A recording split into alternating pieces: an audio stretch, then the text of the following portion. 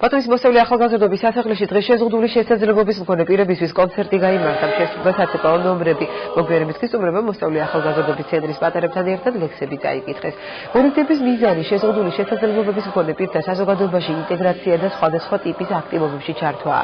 კონცერტ განათლების, კულტურისა და სპორტის სამინისტროს წარმომადგენლები დაესწრნენ. მონიზება მოსწავლე ახალგაზრდობის სასახლეში არსებული კლუბ თანადგომის ორგანიზებით გაიმართა.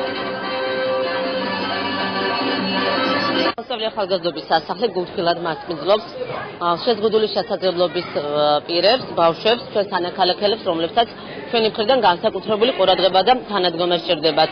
ჩვენი დღევანდელი ღონისძიება სწორედ ამ მიზანს ემსახურება. პროგრამის ფარგლებში განხორციელდა უამრავი აქტივობა.